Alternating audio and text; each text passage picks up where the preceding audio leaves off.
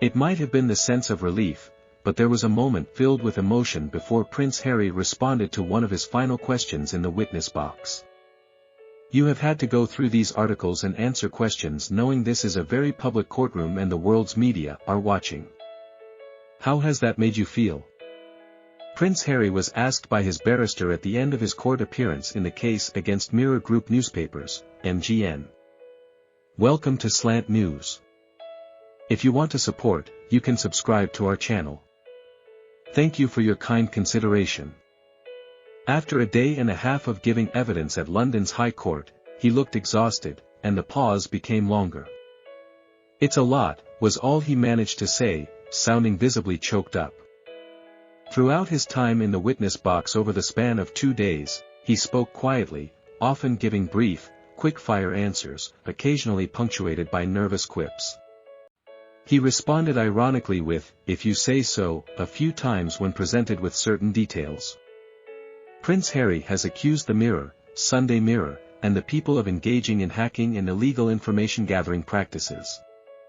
The majority of his time in court was spent facing questions from the Mirror Group's barrister, Andrew Green, who is known for his fearsome reputation as an interrogator, earning him the nickname, Beast in Court. In the end, however, it was likely Prince Harry who left the courtroom feeling somewhat relieved. He had managed to complete his high-stakes performance without stumbling. He hadn't crumbled under pressure, become agitated, or fallen into too many uncomfortable traps. He had adhered to his own narrative. While he may not have been an eloquent witness, he had successfully avoided any major pitfalls. "For my whole life, the press has misled me and covered up wrongdoing," he asserted. He spoke about the paranoia it had caused him, revealing that he would never walk down a London street. Even within the court building, he moved around accompanied by a bubble of security guards, unwilling to take any chances. A guard even stood outside the restroom while he used it. But as soon as the hearing concluded, Prince Harry appeared relieved and relaxed.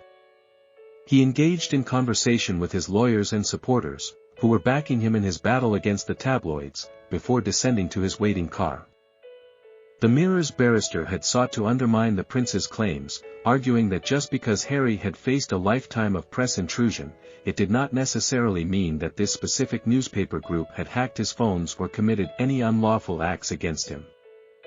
He contended that several of the disputed news stories had not originated from the Mirror's papers, they had already been published elsewhere or were based on press releases rather than illegal surveillance.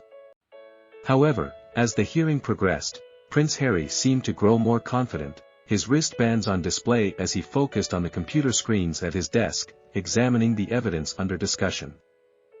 The setting for this historic event, the first time a senior royal had taken the witness stand in over a century, was rather low-key, resembling a modern open-plan court more akin to a budget airport departure lounge than an opulent courtroom filled with mahogany furnishings. There was also a historical aspect to the pun-filled tabloid articles that were being discussed. For younger audiences, it must have felt like delving into journalistic archaeology, exploring these ink-stained front pages and half-forgotten celebrities. Many of these stories are no longer searchable as they were published before the advent of Google. While Prince Harry has spoken about his life's work being the transformation of the media landscape, technology has already done much of the work for him. When some of these stories were published 20 years ago, the Daily Mirror sold 2 million copies per day, but the most recent ABC circulation figures indicate sales of around 280,000. Era of the phone hacking allegations, mobile phones and digital news have significantly eroded the influence of tabloids. There was also a sense during his emotional testimony that Prince Harry is still somewhat trapped in the tabloid era, which makes him appear younger than he actually is.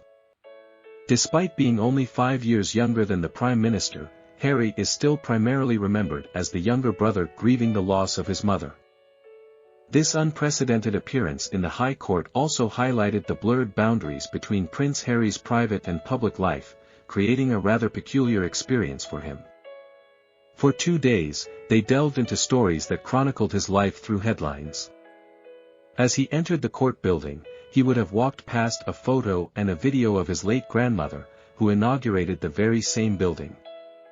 The courtroom's Dieu et témoin droit symbol, the monarch's motto, also holds significance for his father.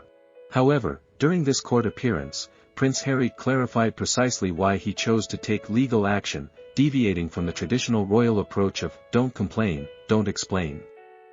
He deliberately embarked on a riskier path, engaging in a courtroom battle, as a means to counter the abuse, intrusion, and hatred directed towards him and his wife.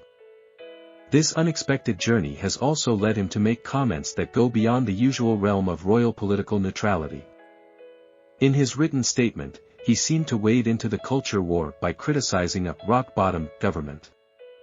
Ultimately, it falls upon the judge to determine which side, whether the Mirror Group or Prince Harry and the other claimants, presents a more compelling case.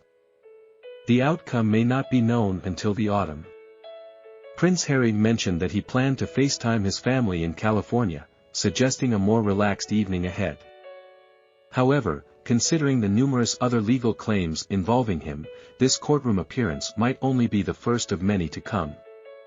The transition from the royal court to the law court seems to be an ongoing journey for him.